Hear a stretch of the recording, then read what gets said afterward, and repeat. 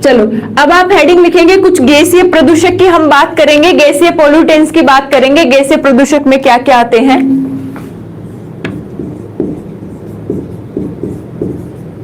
गैसीय प्रदूषक,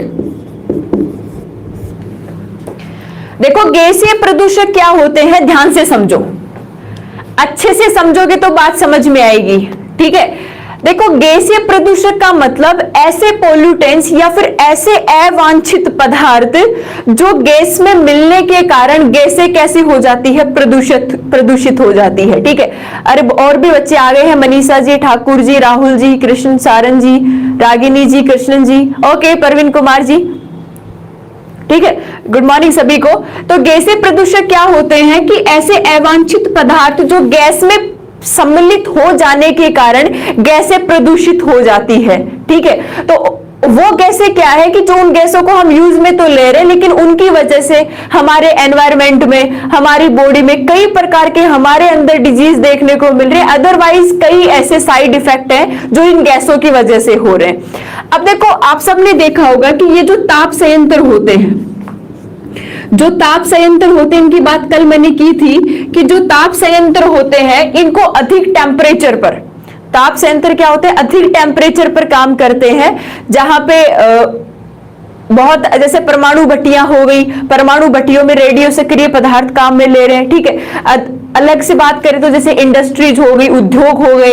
उद्योगों के अंदर जैसे सूती वस्त्र उद्योग हो गया, कागज उद्योग हो गया, तो इनसे भी बहुत सी अशुद्धियां निकलती है या फिर गैसेज निकलती है, तो इनसे गैसीय प्रदूषण भी होता है और जल प्रदूषण भी होता है। तो जैसे ताप संयंत्र वगैरह हो गए, हमारे जो वाहन है, हमारे जो व्हीकल्स है, जो वाहन होते हैं, व्हीकल्स होते हैं, आप सबको पता है कि इन व्हीकल्स में, वाहन में हम पेट्रोल डीजल को काम में लेते हैं। किसको काम में लेते हैं? पेट्रोल और डीजल को काम में लेते हैं। और आप सबको पता होगा कि इन पेट्रोल और डीजल से, इन पेट्रोल और डीजल से नाइट्रोजन के ऑक्साइड बनते हैं, नाइट्रोजन के ऑक्साइड बनते हैं। हम किसको काम में लेते हैं? हम काम में लेंगे पेट्रोल और डीजल को। जो हमारे व्हीकल्स होते हैं, जो वाहन होते हैं या फिर अदर जो मशीनरीज होती है, उसके लिए हम किसको काम में ले रहे हैं? पेट्रोल और डीजल जैसे कार्बनिक पदार्थों को काम में ले रहे हैं। ये पदार्थ देखो, कार्बन डाइऑक्साइड, कार्बन मोनोऑक्साइड, इन गैसों को छोड़कर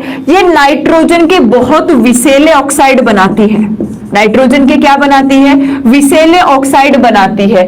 और ये विषैले ऑक्साइड हमारी श्वसन संबंधित रोगों से लेकर बड़े बड़े रोगों तक क्या कर सकता है?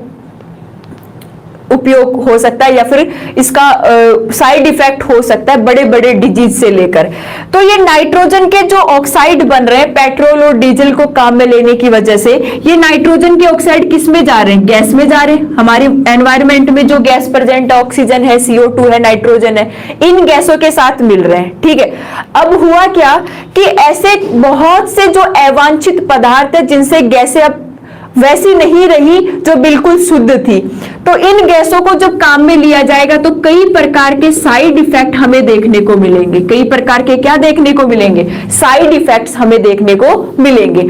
अब मैं आपको एक टेबल बना दूंगी, आपके लिए इजी कर दूंगी, एक टेबल बना दूंगी जिसमें गैस और उनके साइड इफेक्ट, सभी गैसें जो विषैली है और उनके साइड इफेक्ट क्या है और वो किससे उत्पन्न हो रही है। इसीलिए आज की क्लास बहुत इंपॉर्टेंट है, क्लास को शेयर करो, हर एक पॉइंट आपको यहाँ पे क्लियर होगा। हाँ बिल्कुल, लंग डिजीज, मोस्टली जो फेफड़े के जो रोग है, लंग डिजीज है, वो किसके कारण होगा? इन गैसेज के कारण, जो कैसी है? प्रदूषित है। प्रदूषित है क्योंकि इनके अंदर कुछ ऐसे विषैले पदार्थ मिल गए हैं जो हमारे लिए क्या नहीं है? यूजफुल नहीं है, हमारे लिए साइड इफेक्ट का काम कर रहे हैं। देखो ये नाइट्रोजन के जो ऑक्साइड है, देखो इन ऑक्साइडों को, नाइट्रोजन के ऑक्साइडों को अगर नाइट्रोजन गैस में बदल दिया जाए, ध्यान से सुनना, अगर नाइट्रोजन के ऑक्साइडों को नाइट्रोजन गैस में बदल दिया जाए, तो नाइट्रोजन गैस में बदल दिया गया तो क्या अब ये गैस को प्रदूषित करेगा? नहीं करेगा। क्यों? नाइट्रोजन तो खुद एक गैस है। ध्यान से सुनो, अगर नाइट्रोजन के ऑक्साइडों को नाइट्रोजन गैस में बदल दिया गया तो अब ये प्रदूषण का काम नहीं करेगी। अब ये प्रदूषण का काम नहीं करेगी। तो ऐसा कैसे पॉसिबल है कि नाइट्रोजन के ऑक्साइडों को अपन नाइट्रोजन के अंदर बदल दे, नाइट्रोजन गैस में बदल दे? तो होता क्या है कि वाहनों के अंदर आप सबने नोटिस किया होगा, पेट्रोल और डीजल से होने वाले गैसीय प्रदूषण को कम करने के लिए क्या लगाए होते हैं? Catalyst inverter. क्या लगाए होते हैं? कैटेलिस्ट इन्वर्टर, या फिर इनको कहा जा सकता है उत्प्रेरक कन्वर्टर। सॉरी, उत्प्रेरक कन्वर्टर, इनको कहा जाता है उत्प्रेरक कन्वर्टर या फिर कैटेलिस्ट कन्वर्टर। कैटेलिस्ट कन्वर्टर क्या लगे होते हैं? कैटेलिस्ट कन्वर्टर या फिर उत्प्रेरक कन्वर्टर लगे होते हैं। ये उत्प्रेरक कन्वर्टर क्या कर लेते हैं? नाइट्रोजन के ऑक्साइडों को किस में बदल देते हैं? नाइट्रोजन गैस में बदल देते हैं। नाइट्रोजन के ऑक्साइडों को किस में बदल देते हैं? नाइट्रोजन के अंदर बदल जाते हैं। ठीक है, ये सवाल बहुत बार पूछा जाता है कि पेट्रोल और डीजल से होने वाले गैसीय प्रदूषण को कम करने के लिए वाहनों में क्या यूज किया जाता है, वाहनों में किसका उपयोग किया जाता है? तो आपका आंसर आना चाहिए उत्प्रेरक कन्वर्टर या फिर कैटेलिस्ट कन्वर्टर को हम काम में लेते हैं। जो कैटेलिस्ट कन्वर्टर क्या करता है? नाइट्रोजन के ऑक्साइडों को नाइट्रोजन गैस में बदल देता है, और जब नाइट्रोजन के ऑक्साइड नाइट्रोजन गैस में बदल गए तो यहां पे इसके कोई साइड इफेक्ट्स नहीं होंगे। तो यही सवाल पूछा जाता है बार बार में। क्लियर है इतना? चलो बताओ, क्लियर है? क्लियर है? सवाल पूछा जाता है बार बार में कि वाहनों में नाइट्रोजन के ऑक्साइडों को नाइट्रोजन में बदलने के लिए किसका उपयोग किया जाता है? आपका आंसर आना चाहिए कैटेलिस्ट कन्वर्टर या फिर उत्प्रेरक कन्वर्टर को काम में लिया जाता है। ठीक है, देखो बात क्या है, केवल इतनी बात याद रखनी कि गैसीय प्रदूषक क्या है? ऐसे पदार्थ जो गैस में मिलने के कारण गैस का उपयोग हानिकारक हो जाता है या फिर जिनकी वजह से साइड इफेक्ट्स होने लगते हैं। क्योंकि अधिकतर जो हमारी मशीनरी जो वाहन चल रहे होते हैं उसमें हम कार्बनिक पदार्थ के रूप में पेट्रोल डीजल को काम में लेते हैं, और जब पेट्रोल डीजल काम में लिया जाता है तो ये कुछ नाइट्रोजन के ऑक्साइड बनाते हैं, और ये नाइट्रोजन के ऑक्साइड क्या होते हैं? विषैले होते हैं। इनकी वजह से ह्यूमन में बात करें तो लंग डिजीज भी हो सकते हैं। ठीक है, चलो अब आपको एक टेबल बनानी है और टेबल में लिखो वायु प्रदूषक, उनके स्रोत और प्रभाव। एक टेबल बनानी है और ये टेबल बहुत इंपॉर्टेंट है। एक टेबल बनानी है, साफ सुथरी सी टेबल बनाना, एक साफ सुथरी टेबल बनानी है आपको। चलो लिखेंगे वायु प्रदूषक, उनके स्रोत व प्रभाव।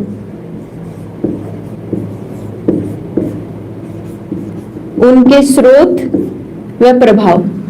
चलो एक साथ ही लिख देते हैं। एक तरफ लिख लो प्रदूषक, उनके स्रोत और प्रभाव, टेबल ही लिख लो। यहां पे एक टेबल बनानी है। हाँ परवीन सिंह राठौड़ जी, सुनूंगी, बिल्कुल सुनूंगी। चलो एक तरफ लिखो प्रदूषक, ठीक है।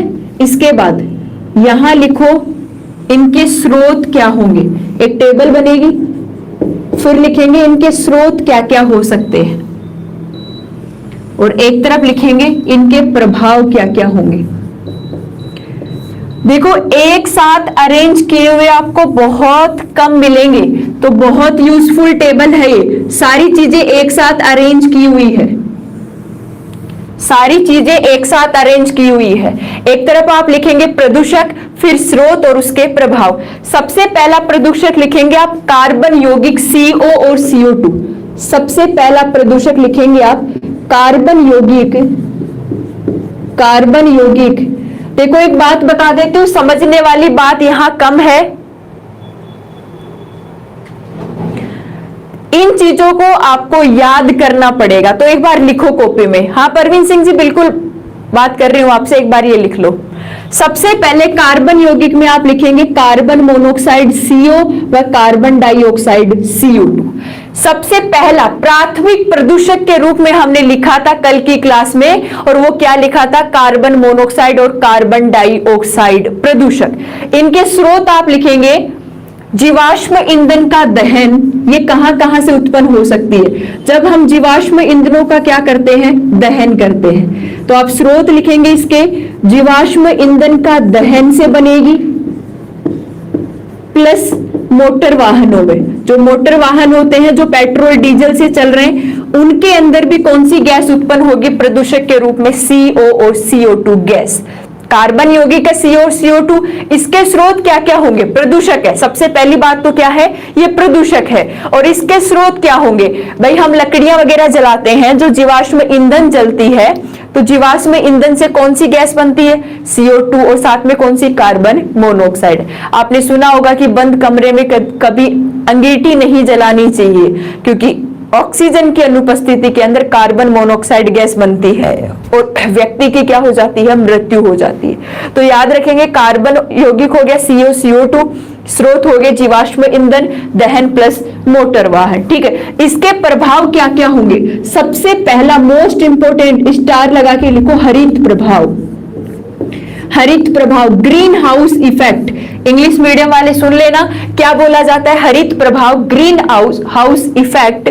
और दूसरा आप लिख लेंगे श्वसन संबंधित समस्याएं। श्वसन संबंधित समस्याएं, हमारी मोस्टली जो लंग डिजीज होती है वो इन्हीं के कारण होती है, श्वसन संबंधित समस्याएं। तो एक प्रदूषक को हमने पढ़ा है, ध्यान से सुनो, एक प्रदूषक हमने कौन सा पढ़ा? हमने पढ़ा कार्बन यौगिक, जिसमें प्राथमिक प्रदूषक कौन से हैं? कार्बन मोनोऑक्साइड और CO2 गैस। ठीक है, फिर इसके स्रोत पूछे जाए तो स्रोत क्या हो गए? जीवाश्म ईंधन का दहन। जब हम घरों में लकड़ियां वगैरह जलाते हैं और उनका पूर्ण रूप से दहन नहीं हो पाता ऑक्सीजन की अनुपस्थिति में, तो ये गैसेज बनती है या फिर कार्बनिक यौगिक बनते हैं। प्लस मोटर वाहन, जो हमारे जितने भी व्हीकल्स चल रहे हैं, गाड़ियां चल रही है, तो व्हीकल्स में हम पेट्रोल डीजल को काम में ले रहे हैं, और पेट्रोल डीजल क्या है? कार्बनिक कंपाउंड है। तो इनके जो अपशिष्ट होंगे वो क्या होंगे? कार्बनिक यौगिक होंगे। इन किसके प्रभाव? आपको पता है हरित गृह प्रभाव में सबसे ज्यादा उत्तरदायी गैस कौन सी होती है? CO2, carbon dioxide gas. सवाल पूछा जाता है, हरित गृह प्रभाव, ग्रीन हाउस इफेक्ट में सबसे ज्यादा उत्तरदायी गैस कौन सी होती है? आपका आंसर आना चाहिए CO2। किससे बनती है? जीवाश्म ईंधन के दहन से व मोटर वाहनों से। इसके अलावा हमारे श्वसन संबंधित जितनी भी समस्याएं हमें हो रही है, जैसे कई बार कफ बनने लगता है, ठीक है, हल्की जैसे एलर्जी सी हो जाती है, धूल कणों से जैसे एलर्जी होती है, इस तरीके से लंग डिजीज होने लग जाते हैं। तो श्वसन संबंधित समस्याएं भी किसकी वजह से हो सकती है? कार्बन यौगिक CO और CO2 से। दूसरा लिखेंगे आप सल्फर के यौगिक, दूसरे प्रदूषक सल्फर के यौगिक। सल्फर के यौगिक भी प्रदूषक का काम करते हैं। सल्फर के यौगिक भी किसका काम करेंगे? प्रदूषक का काम करेंगे। और सल्फर के यौगिक में प्रदूषक का काम कौन करता है? एक सल्फर डाइऑक्साइड SO2 और एक कौन सा होता है? H2S। दो सल्फर के यौगिक हैं जो क्या करते हैं? पोल्यूशन फैलाते हैं, प्रदूषण, गैसीय प्रदूषण का कारण बनते हैं। जिसमें सबसे पहला कौन सा हो गया? SO2 सल्फर डाइऑक्साइड, और दूसरा कौन सा हो गया? H2S। अब ये बनते किससे हैं? देखो, ताप संयंत्रों से। इनके स्रोत क्या हो सकते हैं? ताप संयंत्र हो सकते हैं, या फिर आपको पता है कि जो रिफाइनरी इंडस्ट्री चलती है, रिफाइनरी नाम से पता करना, मैं बोल रही हूं रिफाइनरी इंडस्ट्री, रिफाइनरी उद्योगों से। आपको पता है कि रिफाइनरी का मतलब क्या होता है? रिफाइन करना, यानी कि पदार्थों के शुद्धिकरण के लिए। जैसे आपको पता है ना कि रिफाइंड ऑयल है, आप जैसे ऑयल पे देखते हो कि ये तो रिफाइंड ऑयल है। रिफाइंड ऑयल का मतलब उसको शुद्ध किया गया है पहले। तो जो रिफाइनरी इंडस्ट्रीज होती है, जहां पदार्थों के शुद्धिकरण की प्रक्रिया चलती है, जहां उनको रिफाइन किया जाता है, तो रिफाइनरी इंडस्ट्री से, ताप संयंत्रों से, इनसे क्या निकलते हैं? सल्फर के यौगिक निकलते हैं, जिसमें SO2 और क्या हो सकता है? H2S हो सकता है। अब इनसे संबंधित क्या प्रभाव हो सकते हैं? तो सबसे पहला मोस्ट इंपोर्टेंट प्रभाव आपको स्टार लगा के लिखना है, अम्लीय वर्षा। अम्लीय वर्षा, एसिडिक रेन। अब क्या लिखना है? अम्लीय वर्षा, एसिडिक रेन। फ्रिज में CFC गैस फ्रीऑन 12 आती है, अशोक जी अभी आ जाएगी, थोड़ी देर रुक जाओ, ठीक है।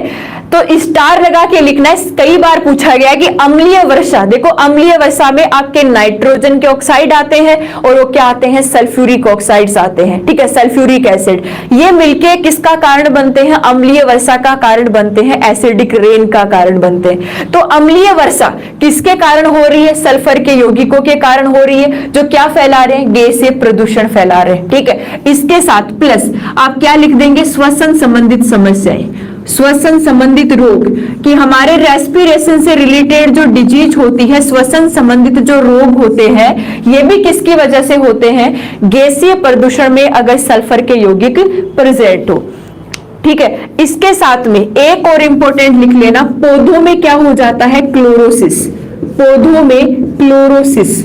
अब आप समझ गए होंगे क्लोरोसिस का मतलब क्या होता है, पौधों में क्लोरोसिस। अब ये क्लोरोसिस क्या है, अच्छा कुलदीप राजक जी, यू आर लक्की, एक बात तो है, तुम मेरे लिए बहुत लक्की साबित हुए हो। बताऊंगी कैसे बात। देखो, श्वसन संबंधित रोग, अम्लीय वर्षा किसकी वजह से हो रही है, सल्फर के यौगिकों की वजह से। और पौधों में क्लोरोसिस का मतलब पादपों की जो पत्तियां हैं, बिल्कुल राहुल जी सही है, पीली पड़ जाती है, यानी क्लोरोफिल की क्या आ जाती है, कमी आ जाती है। तो क्लोरोसिस का मतलब आप लिख सकते हैं कि लीफ है, पत्तियां हैं, वो कैसी पड़ जाती है, पीली पड़ जाती है, ठीक है, पत्तियां पीली पड़ जाती है। क्यों, क्योंकि उसके अंदर क्लोरोफिल क्या हो जाता है, कम हो जाता है। तो ये बात याद रखना, एक बार रिवाइज करो मेरे साथ साथ। सल्फर के यौगिक बिना देखे बोलना है, बिना देखे अपने आप से बोलो, मुझे सुन नहीं रहा है बट मैं उम्मीद कर रही हूं आप सब बोल बोल के रिवाइज कर रहे हो। सल्फर के यौगिक जो गैसीय प्रदूषक फैलाते हैं, ठीक है, वो कौन कौन से हैं, सबसे पहला हो गया SO2 सल्फर डाइऑक्साइड, और एक क्या हो गया, H2S।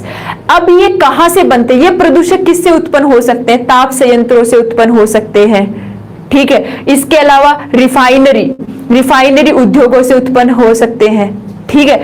तो अब क्या होगा कि ये सल्फर के जो प्रदूषक यौगिक है,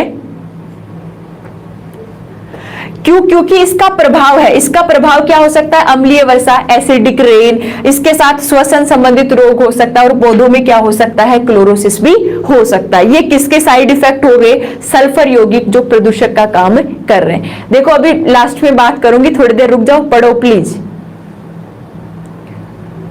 बाद में बात करेंगे, पहले थोड़ा सा पढ़ लो सबसे, सभी से। गोपी परवीन सिंह जी थोड़ा पढ़ लो, ध्यान से देखो। हाँ सभी लक्की हो, आप पढ़ो एक बार, आप सब जुड़े हुए तो सारे मेरे लिए तो लक्की हो ना, इसीलिए पढ़ो थोड़ी देर। अगला आप लिखेंगे नाइट्रोजन के यौगिक, नेक्स्ट तीसरे नंबर पे। देखो इंपॉर्टेंट है, इसीलिए बार बार बोल रही हूं, कमेंट पे कम ध्यान दो, थोड़ा सा पढ़ लो, काम आएगा, याद हो जाएगा तो बार बार रिवाइज नहीं करना पड़ेगा। नाइट्रोजन के यौगिक, और नाइट्रोजन के यौगिक में आप लिख लो NO व NO2, नाइट्रोजन के यौगिक। थर्ड लिखेंगे आप नाइट्रोजन के यौगिक, ठीक है। और नाइट्रोजन के यौगिक में क्या हो गया, NO व NO2। अगर नाइट्रोजन के यौगिक के आपसे स्रोत पूछे जाए तो आप स्रोत लिख लेंगे वायुमंडलीय अभिक्रियाएं, वायुमंडलीय अभिक्रियाएं, ये सबसे ज्यादा इंपॉर्टेंट है। वायुमंडलीय अभिक्रियाएं, जब बिजलियां वगैरह चमकती है तो कई पदार्थ टूट जाते हैं, रासायनिक पदार्थ, तो उनकी वजह से भी क्या बन जाते हैं, नाइट्रोजन के यौगिक बन जाते हैं। प्लस जो हमारी मोटर गाड़ियां हैं, मोटर वाहन है, मोटर वाहन अभी बताया ही था मैंने कि मोटर वाहनों में पेट्रोल और डीजल से क्या बनता है, नाइट्रोजन के यौगिक मिलते हैं, नाइट्रोजन के ऑक्साइड मिलते हैं, ठीक है। तो याद रखना नाइट्रोजन के यौगिक किस किस से हो सकते हैं, सबसे ज्यादा तो कब बनेंगे, जब वायुमंडलीय अभिक्रियाएं होंगी, प्लस मोटर वाहन जो पेट्रोल डीजल के उपयोग से चल रहे हैं उनसे भी क्या बनेंगे, नाइट्रोजन के यौगिक बनेंगे। अब नाइट्रोजन के जो यौगिक है इनके साइड इफेक्ट्स क्या हो सकते हैं, यहां लिख रही हूं ना, समझ जाना।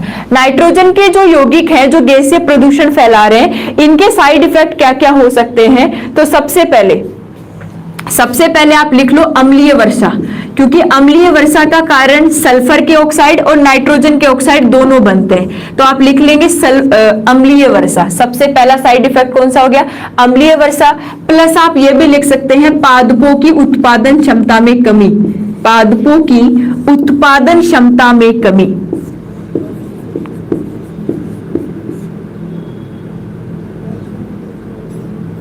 क्या हो गया, पादपों की उत्पादन क्षमता में कमी। साथ में ये भी लिख सकते हैं जो हमारी आंखों में जलन होती है, आंखों में जलन। आपको पता है कि प्रदूषण कितना खतरनाक फैला हुआ है। जब हम बाहर निकलते हैं तो होता ही है कि जब 3-4 घंटे अगर मान लो आप बाइक पे थे या फिर आपने आंखें कवर नहीं कर रखी थी चश्मे वगैरह किसी की वजह से, तो थोड़ी देर बाद में आप देखते हो कि हमारी आंखों में क्या होती है, जलन सी होने लगती है। और वो सारा होता है वायुमंडल में जो गैसीय प्रदूषण हो रहा है इन सब की वजह से। ठीक है, ठीक है इतना। तो 3 हमने गैसीय प्रदूषक पढ़ लिए हैं, जिसमें कार्बन के यौगिक CO CO2, सल्फर के यौगिक SO2 H2S और नाइट्रोजन के यौगिक कौन से हो गए, NO और NO2।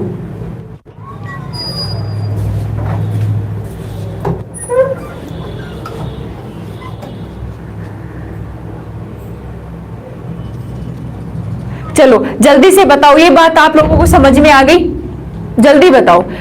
कार्बन के यौगिक CO CO2 स्रोत जीवाश्म ईंधन का दहन, मोटर वाहन प्रभाव, हरित गृह प्रभाव, श्वसन संबंधित समस्याएं। सल्फर के यौगिक SO2 H2S स्रोत ताप संयंत्र, रिफाइनरी उद्योग। ठीक है, और इनके प्रभाव हो गए अम्लीय वर्षा, श्वसन संबंधित रोग और पौधों में क्लोरोसिस किसकी वजह से होता है, सल्फर के यौगिकों की वजह से। नाइट्रोजन के यौगिक NO NO2।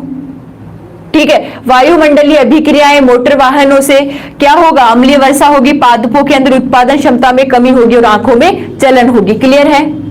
चलो ठीक है, स्क्रीनशॉट लेना है जल्दी से ले लो, फिर आगे चलते हैं। फिर आप लिखेंगे मेथेन।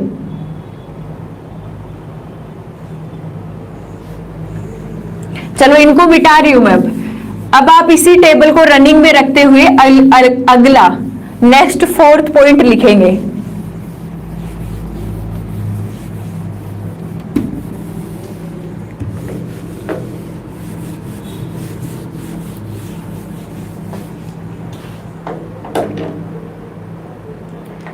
अरे तुम क्लास का टाइम नहीं बता रहे बच्चों को? क्लास का टाइम है अब से 11 से 12। क्लास के का टाइम है 11 से 12। तुमने क्लास को शेयर नहीं किया, बहुत बेईमान लोग हो।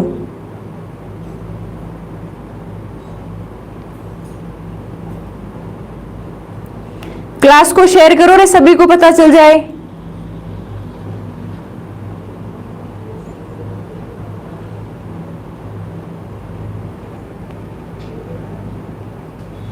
क्लास को शेयर करो जल्दी से।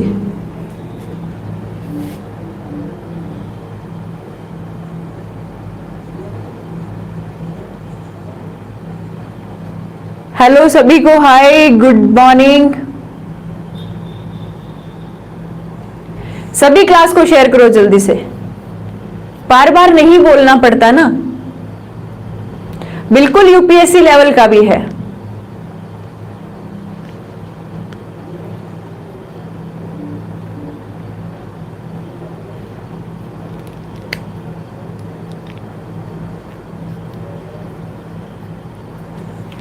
कोई बात नहीं, चलो अब आप लिखेंगे मेथेन। अगला प्रदूषक 4th नंबर पे मेथेन। देखो हमें बिना टाइम वेस्ट किए ज्यादा से ज्यादा कवर करना है क्लास में। मेथेन CH4, मेथेन को हम क्या बोलते हैं, CH4। देखो मेथेन किससे उत्पन्न होती है? आपने देखा होगा कि जो धान वगैरह होते हैं, इन धान को का जो अपशिष्ट है, उस अपशिष्ट से क्या बनती है, मेथेन गैस बनती है। ऐसे तो पशुओं की रुमेन में भी मेथेन गैस बनती है, लेकिन उसकी बात अलग है। तो ये मेथेन गैस के सबसे ज्यादा स्रोत होते हैं धान के खेत। धान के खेत मेथेन गैस के सबसे ज्यादा स्रोत क्या होते हैं, धान के खेत होते हैं। ठीक है, अब अगर इसके प्रभाव पूछे जाए तो इसका मोस्ट इंपोर्टेंट प्रभाव होता है हरित गृह प्रभाव। हरित गृह प्रभाव, ग्रीन हाउस इफेक्ट।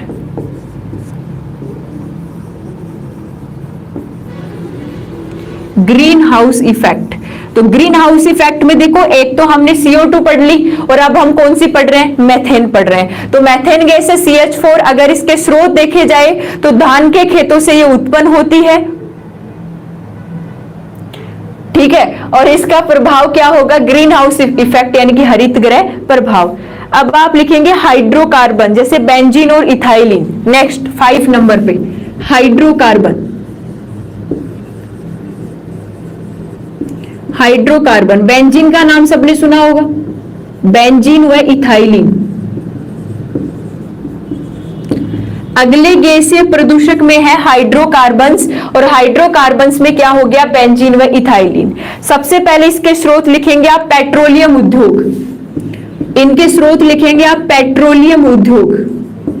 जो पेट्रोलियम उद्योग होते हैं, इन पेट्रोलियम उद्योगों से जो गैसीय प्रदूषक निकलते हैं, गैसीय प्रदूषक के रूप में क्या निकलते हैं, हाइड्रोकार्बन्स निकलेंगे, बेंजीन निकलेंगे, और क्या निकलेंगे, इथाइलिन निकलेंगे। क्या दिक्कत हो रखी है तुम्हें?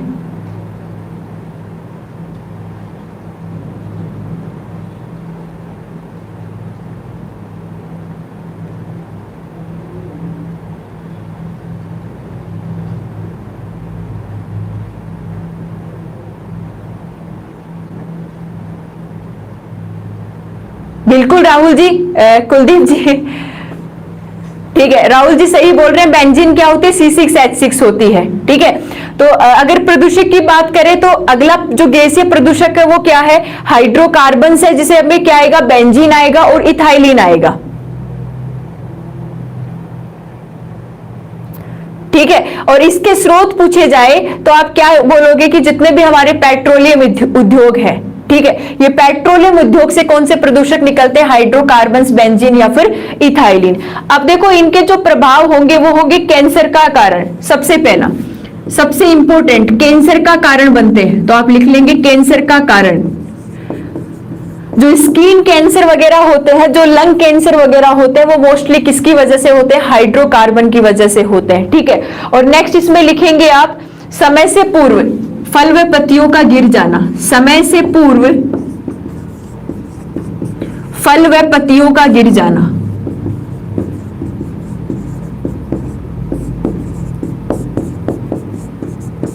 समय से पूर्व फल व पत्तियों का गिर जाना। तो हाइड्रोकार्बन्स भी बहुत इंपॉर्टेंट और अच्छे सवाल इससे पूछे जाते हैं। हाइड्रोकार्बन, बेंजीन और इथाइलिन। हाइड्रोकार्बन में बेंजीन और इथाइलिन, इसके स्रोत क्या है, पेट्रोलियम उद्योग। जितने पेट्रोलियम उद्योग से उससे क्या निकल रहे हैं, हाइड्रोकार्बन्स निकल रहे हैं। इनके साइड इफेक्ट्स क्या है, साइड इफेक्ट्स ये हो रहे हैं कि एक तो जो लंग कैंसर है, जो स्किन कैंसर है, ये सब हुए।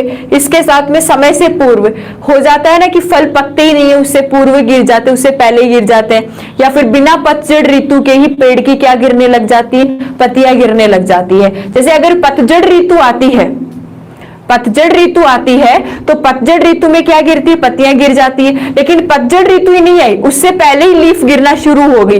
इसका मतलब वायु के अंदर किसकी मात्रा बढ़ रही है, हाइड्रोकार्बन्स की मात्रा बढ़ रही है। आपने देखा होगा कि जो इंडस्ट्रियल एरिया होते हैं, जो औद्योगिक क्षेत्र होते हैं, औद्योगिक क्षेत्र के आसपास में आपने नोटिस किया होगा कि पेड़ पौधे या फिर जो जैव विविधता है, बायोडायवर्सिटी है, कम से कम देखी जाती है। क्यों? क्योंकि अडेप्ट नहीं हो पाते। वहां पे बहुत सारा वायु प्रदूषण, जल प्रदूषण, भूमि प्रदूषण बहुत ज्यादा मात्रा में होता है, क्योंकि उद्योगों से आपको पता है गर्म पानी निकलता है। गर्म पानी जो पानी के ताप को 10 से 15 डिग्री सेंटीग्रेड बढ़ा देता है, और उस वजह से क्या होता है कि जब गर्म पानी निकल रहा है उद्योगों से और वो समुद्रों में मिल रहा है, नदियों में मिल रहा है, तो उनका पानी क्या हो रहा है, गर्म हो रहा है, उनका टेम्परेचर बढ़ रहा है, और उस वजह से पानी में ऑक्सीजन की कमी आ रही है, पानी में रहने वाले जीव जंतुओं की क्या हो रही है, मृत्यु हो रही है।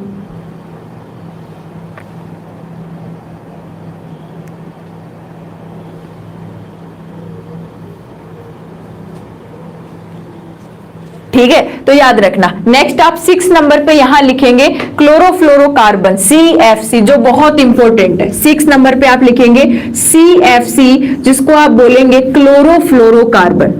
आप लिखो CFC, इसको बोला जाएगा क्लोरोफ्लोरोकार्बन, क्लोरोफ्लोरोकार्बन। और ये क्लोरोफ्लोरोकार्बन किससे बनता है, रेफ्रिजरेटर से। किससे बनेगा, रेफ्रिजरेटर। जो रेफ्रिजरेटर हम अपनी सुविधा के लिए काम में लेते हैं, जो फ्रिज हम काम में लेते हैं अपनी सुविधा के लिए, जो रेफ्रिजरेटर काम में ले रहे हैं, इसके अंदर कौन सी गैस काम में आती है, CFC। और आपको पता है कि क्लोरोफ्लोरोकार्बन तो ओजोन लेयर तक को खत्म कर सकती है, इतनी खतरनाक है। तो CFC क्लोरोफ्लोरोकार्बन किससे बनती है? रेफ्रिजरेटर से उत्पन्न होती है। और इसके कारण मोस्ट इंपोर्टेंट आप सबको याद ही हुआ क्या है? ओजोन का क्षय हुआ है। ओजोन का क्षय हुआ है। ओजोन जो परत है वो हमारी धीरे धीरे क्या होती जा रही है? पतली होती जा रही है। ओजोन गैस धीरे धीरे, ओजोन की जो गैस की जो परत बनी है वायुमंडल में, वो धीरे धीरे पतली होती जा रही है। उस वजह से जो अल्ट्रावायलेट रेज है, जो पराबैंगनी किरणें हैं, वो सीधी पृथ्वी तक आ रही है और पृथ्वी का टेम्परेचर भी धीरे धीरे क्या हो रहा है? बढ़ रहा है। ठीक है। प्लस में क्या हो रहा है कि इसके साथ साथ हमारी बॉडी पर, आपको पता है यूवी लाइट्स हमारी बॉडी पे कितना अजीब सा या फिर कितना अलग तरीके से साइड इफेक्ट करती है। कईयों को स्किन कैंसर हो जाता है, कईयों को एलर्जी हो जाती है। ठीक है। तो इस तरीके के साइड इफेक्ट्स भी हमें किससे देखने को मिल रहे हैं? ओजोन के क्षय होने से जो यूवी लाइट्स हमारी पृथ्वी तक सीधी आ रही है। ठीक है। इसके बाद आप लिखेंगे ओजोन।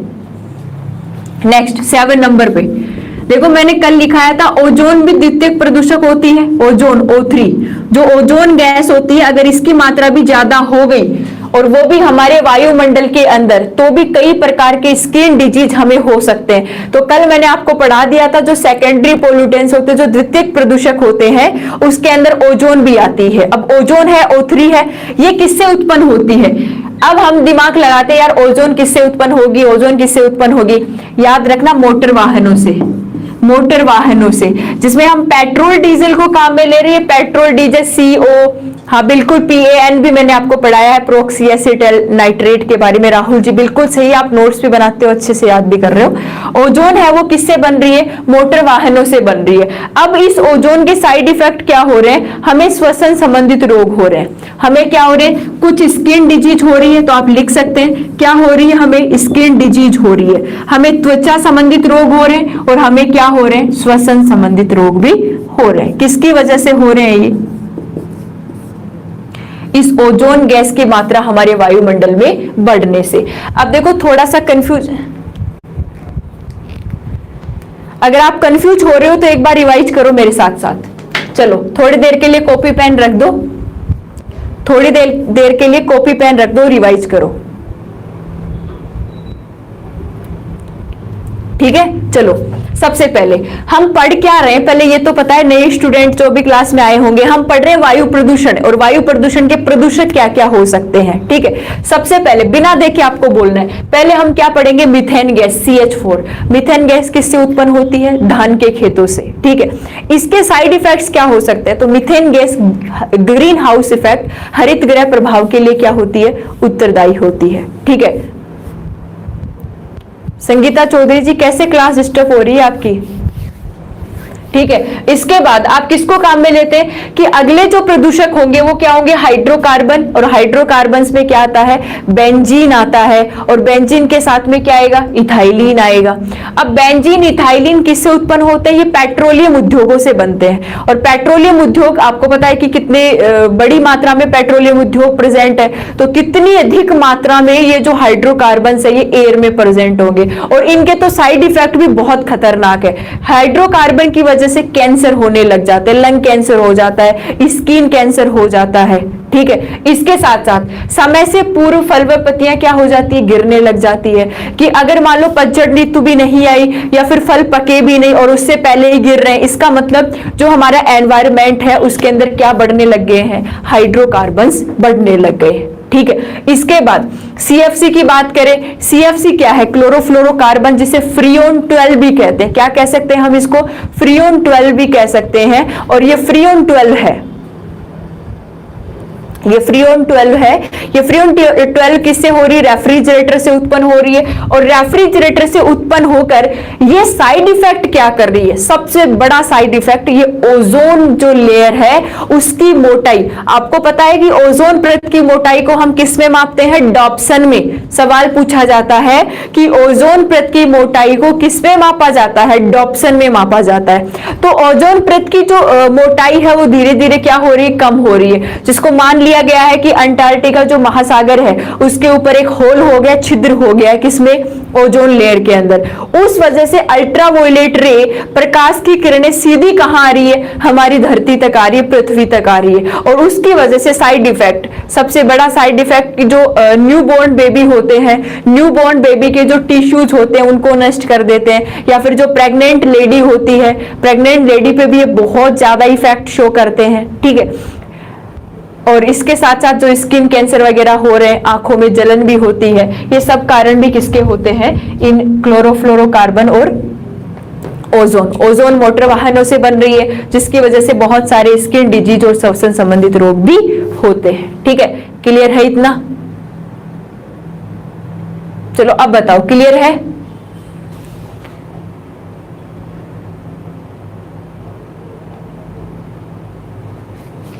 चलो अब आप लिखेंगे सीसा। नेक्स्ट यहां लिख दूं क्या, दिख जाएगा क्या आपको? नहीं दिखेगा, इसको मिटाना ही पड़ेगा। देखो टेबल थोड़ी बड़ी बनेगी, मैंने पहले भी बताया था आपको, बहुत सारी ऐसे गैसें हैं जो वायु प्रदूषण का कारण बन रही है। नेक्स्ट लिखेंगे आप सीसा। अब देखो सीसे से संबंधित तो कई बातें आपने सुनी भी होगी, और ये न्यूज में भी चलता रहता है, लेड सीसा,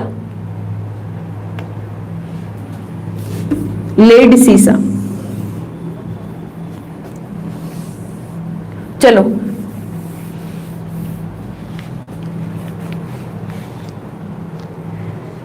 चलो आप लोगों का क्लियर है तो शेयर भी कर दो। हाँ अकबर खान जी 3 क्लासें लाइव चल रही है।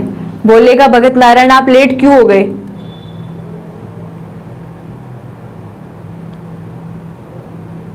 अच्छा दीपक सी चेक किया करो यूट्यूब पे, पता चल जाएगा।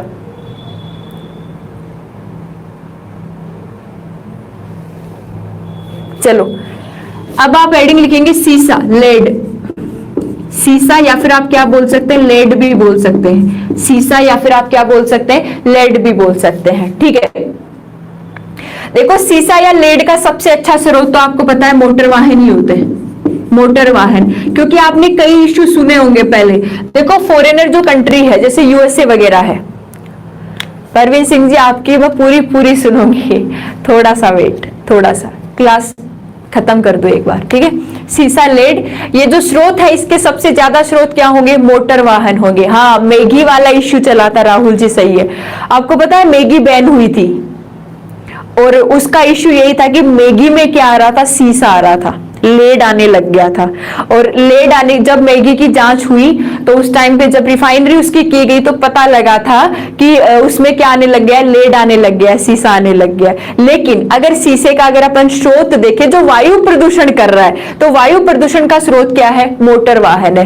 क्योंकि आप सबने सुना होगा कि जो फॉरेनर कंट्रीज होती है जैसे यूएसए वगैरह, जो वेल डेवलप्ड है, अच्छा विकसित देश जो है, वो देश क्या करते हैं, जो पेट्रोल डीजल काम में लेते हैं ना, उससे सीसे को हटाया जाता है, फिर उस पेट्रोल डीजल को काम में लेते हैं ताकि वो वायु प्रदूषण को कम से कम करे, वायु प्रदूषण को क्या करे, कम से कम करे। लेकिन इंडिया जैसी कंट्रीज के अंदर अगर ऐसा काम नहीं हो सकता, ठीक है, तो फिर लेड के साथ ही पेट्रोल को काम में लिया जाता है, लेड के साथ ही डीजल को काम में लिया जाता है। तो लेड या फिर सीसा किस में आ रहा है, मोटर वाहनों के अंदर, हम जो पेट्रोल और डीजल काम में ले रहे हैं। अब देखो इसका सबसे बड़ा साइड इफेक्ट क्या होता है, ये लेड और सीसा जो हो रहा है इसका सबसे बड़ा साइड इफेक्ट होता है तंत्रिका तंत्र, जो हमारा नर्व सिस्टम होता है, तंत्रिका तंत्र, जिसे हम क्या बोलते हैं, नर्व सिस्टम बोलते हैं, नर्व सिस्टम, तंत्रिका तंत्र, नर्व सिस्टम, तंत्रिका तंत्र में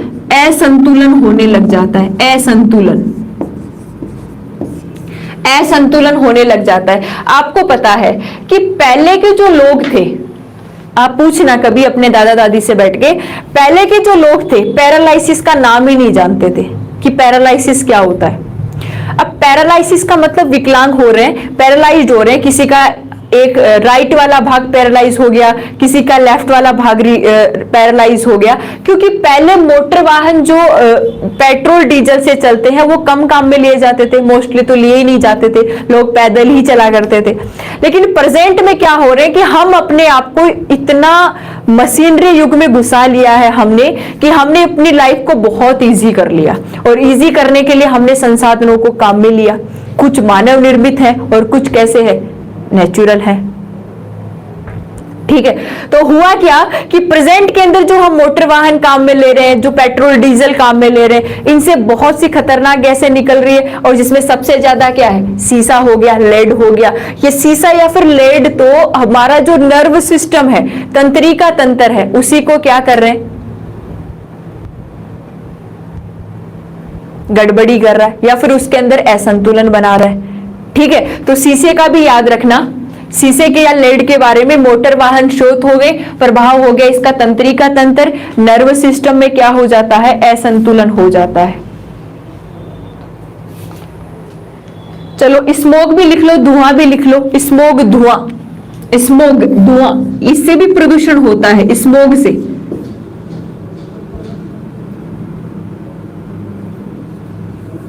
स्मोक धुआं, देखो स्मोक धुआं किससे उत्पन्न होता है, स्मोक धुआं किससे उत्पन्न होता है, आपको बताइए कि जो मोटर गाड़ियां चल रही है, जो मोटर वाहन चल रहे हैं, और मोटर वाहन चल रहे हैं तो इनसे क्या बन रहा है, स्मोक बन रहा है, धुआं बन रहा है, प्लस जो उद्योग है, ठीक है, प्लस उद्योग, इंडस्ट्रीज, ये उद्योग है, इंडस्ट्रीज है। देखो सबसे ज्यादा जो धुआं है, बीड़ी, अच्छा परवीन सिंह जी बहुत जल्दी याद आया आपको, बीड़ी सिगरेट, लेकिन उस धुएं से इतना प्रदूषण नहीं होता जितना मोटर वाहन और उद्योगों से निकलने वाले धुएं से हो रहा है। और ये धुआं क्या करता है, हमारे अंदर मानव में श्वसन संबंधित रोगों के लिए उत्तरदायी होता है। मानव में श्वसन संबंधित रोग, मानव में श्वसन संबंधित जो रोग हो रहे हैं, किसकी वजह से हो रहे हैं, स्मोक की वजह से हो रहे हैं, या फिर धुएं की वजह से हो रहे हैं। साथ में आप ये भी लिख सकते हैं आंखों से संबंधित रोग, आंखों से संबंधित रोग, आंखों से संबंधित रोग भी किसकी वजह से हो रहे हैं, स्मोक की वजह से हो रहे हैं। याद रह जाएगा।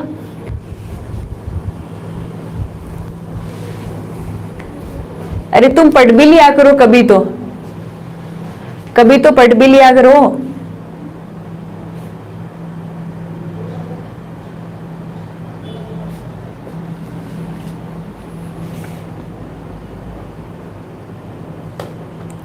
चलो ये आपकी टेबल कंप्लीट हो गई है। ये गैसीय प्रदूषण और वायु प्रदूषण से रिलेटेड जितने भी इंपॉर्टेंट बातें थी वो सारी हो गई है। कोई बात नहीं राहुल जी, कल की क्लास का पता नहीं चला।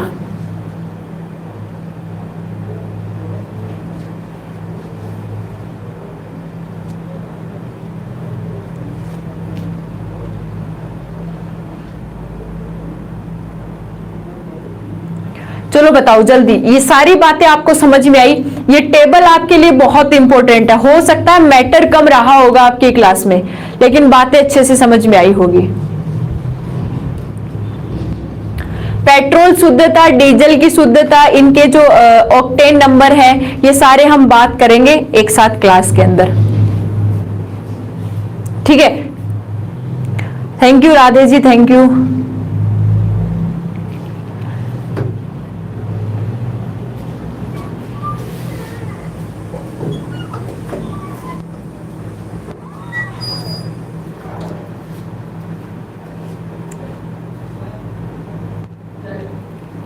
हाँ, जिन लोगों को ऐप कोर्स लेना है वो ऐप कोर्स भी ले सकते हैं। हाँ बिल्कुल, क्लास समझ में आ गया, नोट्स बनाओ।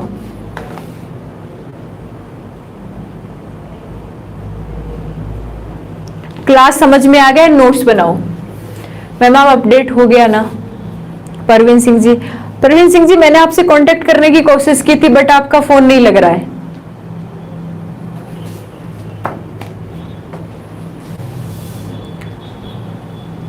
हो सकता है कुछ नेट प्रॉब्लम होगी।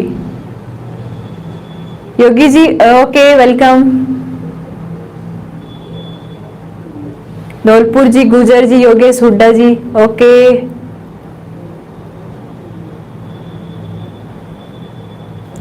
विक्रम सिंह जी, क्लास में बातें बहुत करते हैं, टाबर में बातें करते ही हैं, कुछ बच्चे हैं जो बातें करते हैं, थोड़ा पढ़ भी लिया करो। ठीक है परवीन सिंह जी, फिर अभी करते हो।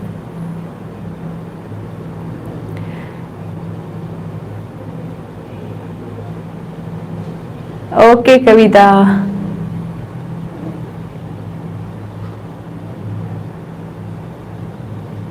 चलो थैंक यू सभी को क्लास देखने के लिए, और क्लास को शेयर किया करो। Ma'am today is best class, thank you Gopi. चलो अब एक बार ध्यान, थोड़ी काम की बात सुन लो, थोड़ा सा कोर्स भी परचेज कर लो। ये मॉनिटर लोगों ने कोर्स परचेज क्यों नहीं किया भाई? क्लास के मॉनिटर जो बन के बैठे हैं, सुक्षा बिश्नोई ने तो ले रखा है, गोपी ने नहीं ले रखा है ना।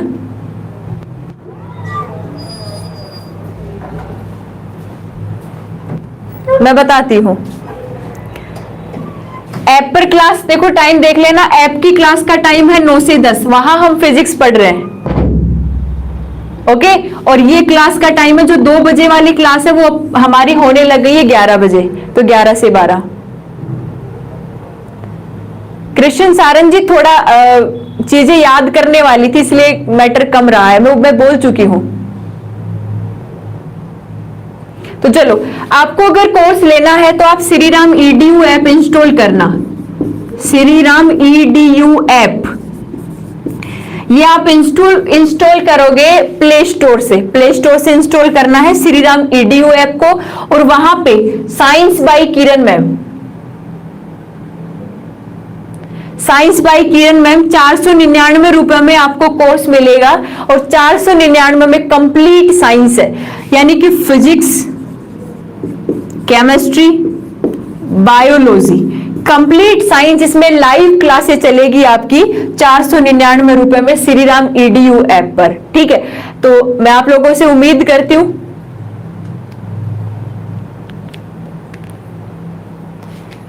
ज्यादा से ज्यादा आप लोग हमारे साथ जुड़ेंगे, और बहुत कम में एक अच्छा स्कोर आप करेंगे, और अच्छा कंटेंट आपको मिलेगा, ये गारंटी है।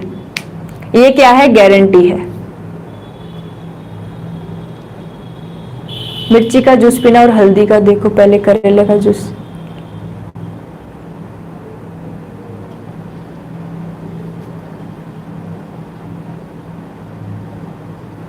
अच्छा कुलदीप राजक जी, अभी तक आपने, क्योंकि मेरा जो पहला कोर्स है, चलो मैं बताती हूँ, मेरा जो पहला कोर्स है जो मैंने ऐप पे लॉन्च किया था 499 में, पहला कोर्स खरीदा था कुलदीप राजक जी ने, पहला कोर्स, पहला स्टूडेंट है मेरा ऐप का, और सब बाद में आए थे।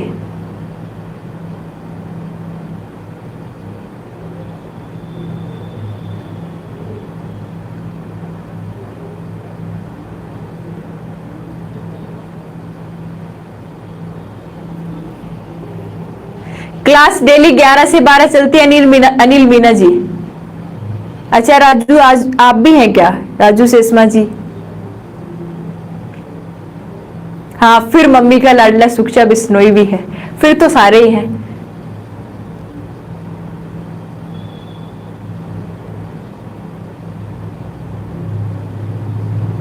विक्रम सिंह जी, सबकी तरफ ध्यान है मेरा।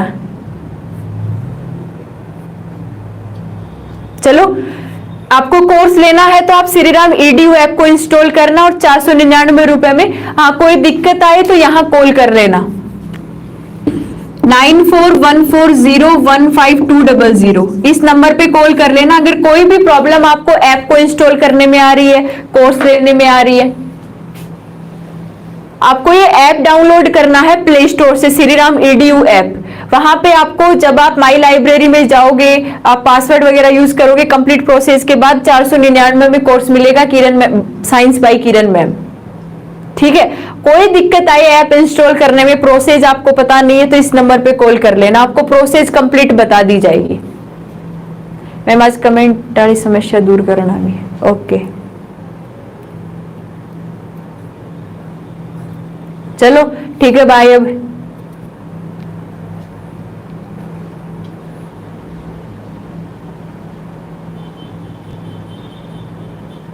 बिल्कुल जितेंद्र जी, सबका साथ सबका विकास।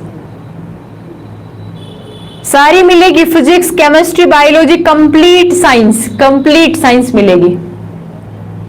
मम्मी के लाडले, ओके ओके ओके। मैम मैं करोलिस क्या लिखा है आपने? से आपके क्लास ले रहा हूँ। गाँव गाँव गड़ी हरी से रंग कोचिंग बखान, Shriram education and motivation. Thank you सभी को। ये आपका एनवायरमेंट वाला चैप्टर चल रहा है, एनवायरमेंट चल रहा है। साइंस टेक भी पढ़ाएंगे, साइंस टेक भी पढ़ाएंगे, साइंस टेक्नोलॉजी भी पढ़ाएंगे। Bye ma'am, bye ma'am, have a nice day. Krishna Saran ji thank you. Sangeeta Dhanka ji bye, Thakur Dashrath ji bye, Parveen Kumar ji bye, Abhishek ji bye, bye everyone, सभी को बाय, टेक केयर, ध्यान रखना। अच्छा आपकी पहली क्लास है, चलो ठीक है, अच्छी बात, आज मेरे नए स्टूडेंट हैं आप। मैम आपकी पहली क्लास है, मेरी तो पहली क्लास नहीं है, मेरी तो बहुत सी क्लासें हो चुकी है। आपकी पहली क्लास है तो हो सकता है।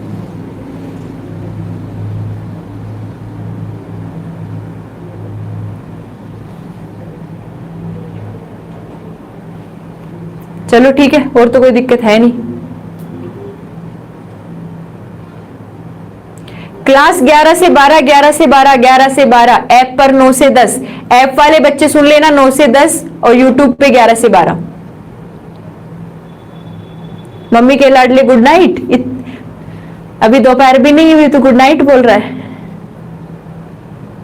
आदत पड़ी हुई है ना।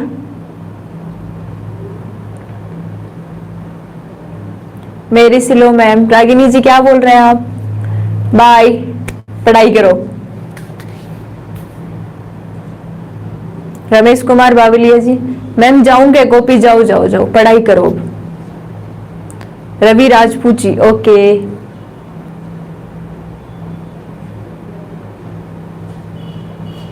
टीजीटी लेवल की, ओके परवीन जी। क्लास 11 से 12,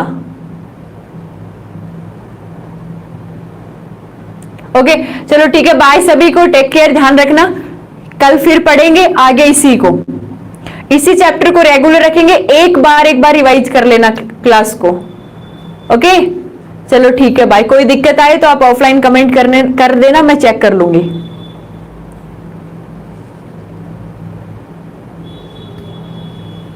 ओके चलो ठीक है, बाय।